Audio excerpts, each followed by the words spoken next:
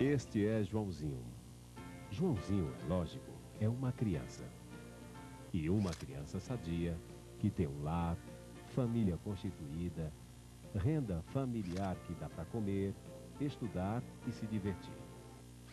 Joãozinho, é muito provável, vai se tornar adolescente, crescer saudável, concluir faculdade, arranjar bom emprego, casar e ter filhos parecidos com ele.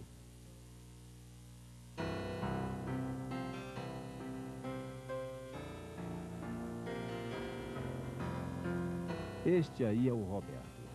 Roberto, é lógico, é uma criança. E embora não pareça, é uma criança sadia, porque as crianças quase sempre são muito sadias. É provável que Roberto se torne adolescente, mas é improvável que tenha acesso à faculdade e que arranje sequer um mau emprego. É provável, porém, que tenha filhos parecidos com ele. O que existe em comum entre Joãozinho e Roberto é que são crianças. E as crianças gostam de chocolate, gostam de brincar e de ser protegidas.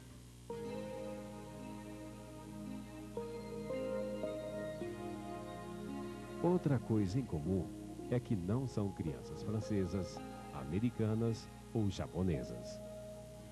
São crianças brasileiras e, como tais, protegidas pelas normas que estão neste livrinho, o Estatuto da Criança e do Adolescente. Por esse estatuto, estão protegidos até mesmo contra mal olhado. Mas nem por isso podem andar por aí aprontando. Se Joãozinho, por exemplo, quando crescer um pouco mais, pegar às escondidas o carro do pai e ferir alguém, o carro do pai de Joãozinho pode ser apreendido e Joãozinho vai ser submetido às medidas socioeducativas que estão no Estatuto e previstas para o adolescente que comete infrações. O mesmo vai acontecer com Roberto se for flagrado cometendo um ato infracional.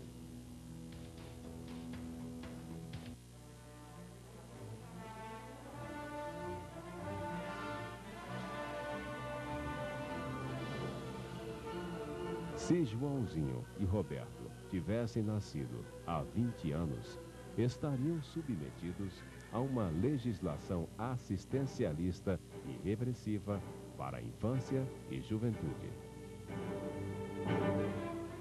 Mas como nasceram no início dos anos 90, provavelmente nem estão sabendo da... Nos anos 80, num dos momentos mais ricos da história do Brasil, quando o povo na rua exigiu liberdade e solução para os graves problemas da infância e adolescência.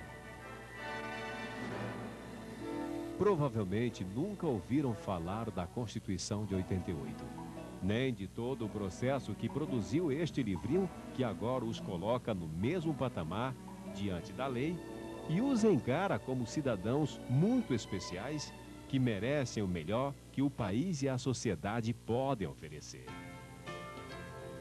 Pelo Estatuto da Criança e do Adolescente, Joãozinho e Roberto têm direito à vida e à saúde. E por isso mesmo, a população pode e deve exigir políticas sociais públicas que permitam o nascimento e o desenvolvimento sadio e harmonioso para todas as crianças e adolescentes do país.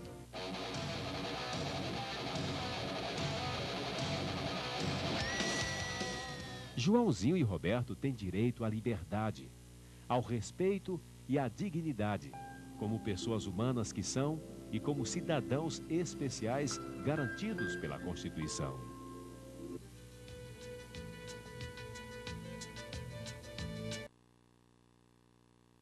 Ser criados e educados no seio de uma família.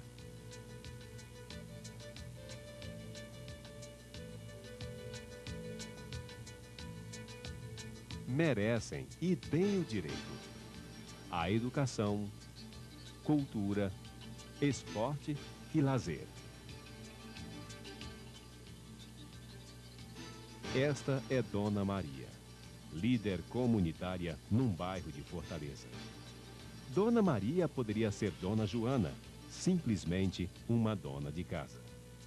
Poderia ser seu Reginaldo, um trabalhador da construção civil. Poderia ser o doutor Alberto, um empresário de sucesso. O que existe em comum entre Dona Maria, Dona Joana, seu Reginaldo e doutor Alberto é que são cidadãos brasileiros. E como cidadãos brasileiros, têm o direito e o dever de zelar para que os direitos de Joãozinho e Roberto sejam respeitados. Dona Maria, que poderia ser Dona Joana, seu Reginaldo ou doutor Alberto, leu o Estatuto da Criança e do Adolescente e descobriu que na cidade tem um conselho tutelar, o órgão encarregado de zelar pelos direitos da criança e do adolescente que estão no Estatuto. Descobriu que o Conselho Tutelar pode acionar meio mundo para que os direitos de Joãozinho e Roberto sejam respeitados. Pode acionar o SOS Criança em caso de criança ou adolescente em situação de risco. Pode acionar o Ministério Público, o Juizado da Infância e da Juventude e Delegacia Especializada na Defesa da Criança e do Adolescente.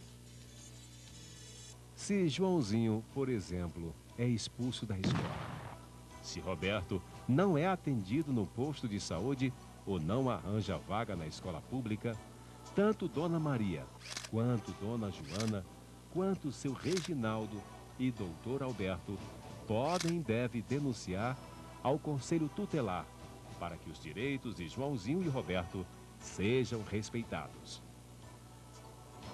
Dona Maria, que como já sabemos é líder comunitária, sabe que tanto ela, quanto Dona Joana, quanto seu Reginaldo, quanto o doutor Alberto, como a Dona Cibele e o doutor Oswaldo, pais de Joãozinho, quanto a Dona Dolores, mãe de Roberto, através de uma entidade, podem participar do Conselho. Sabe que é o Conselho Estadual que define as políticas públicas em defesa da criança e do adolescente no Estado. Sabe que a população, através de uma entidade, podem também participar do Conselho Municipal, que é quem define as políticas para as crianças e adolescentes do município. Esta é doutora Márcia. Na verdade, não é doutora Márcia, mas Silvia, uma atriz. Se Silvia fosse a doutora Márcia, uma juíza, poderia estar à frente de uma das varas específicas da infância e juventude. Ao invés de doutora Márcia, Silvia poderia ser o doutor Guzmão, um promotor, representante do Ministério Público. Ao invés do doutor Guzmão, Silvia poderia ser a doutora Judite, uma advogada de defesa. Se Silvia fosse a doutora Márcia, seria ela a definir, dentro do Estatuto da Criança e do Adolescente, as medidas socioeducativas para adolescentes autores de atos infracionais.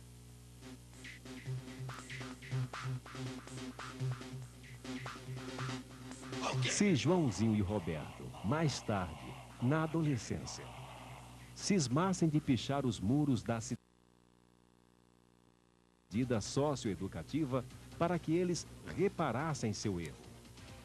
Mas, à semelhança da justiça dos adultos, entraria em cena o doutor Guzmão, o fiscal da lei, que definiria se, no caso, houve ou não um ato infracional.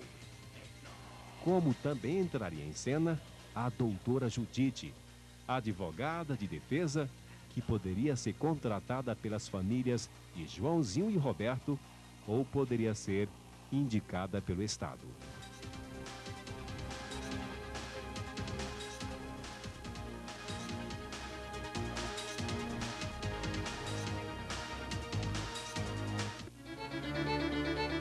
Se por um triste acaso, Roberto e Joãozinho inventassem de traficar drogas, seria a doutora Márcia a determinar não uma pena para eles, que sendo adolescentes, são inimputáveis, mas uma medida que reparasse os danos sociais provocados por essa atitude e ao mesmo tempo permitisse a reintegração social dos dois, pois eles podem e devem ser responsabilizados pelos atos que praticam.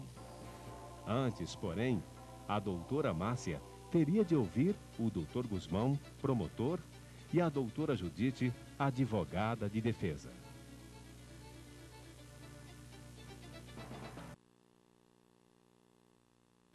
Praticassem atos violentos contra a pessoa.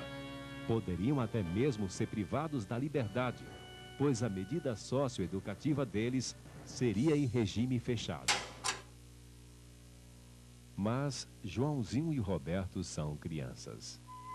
Devemos mais lutar e prevenir para que coisas assim não aconteçam e para que os dois sejam cidadãos especiais de fato e não apenas de direito. E essa luta pertence à doutora Márcia, que não é juíza, mas que poderia ser. Pertence a Sílvia, a atriz, que não é doutora Márcia, nem doutor Gusmão e nem doutora Judite, mas poderia ser. Pertence a Dona Maria, que é líder comunitária, mas que poderia ser Dona Joana, que é dona de casa. Poderia ser seu Reginaldo, que trabalha na construção civil. Poderia ser o doutor Alberto, que é empresário de sucesso. Pertence a Dona Cibele e doutor Osvaldo, pais de Joãozinho. Pertence a Dona Dolores, mãe de Roberto. Uma luta para fazer com que Joãozinho e Roberto, que estão no mesmo patamar diante do Estatuto da Criança e do Adolescente, atinjam o mesmo aos brinquedos, à proteção, à educação, à saúde, à liberdade e, enfim, à condição de crianças e adolescentes.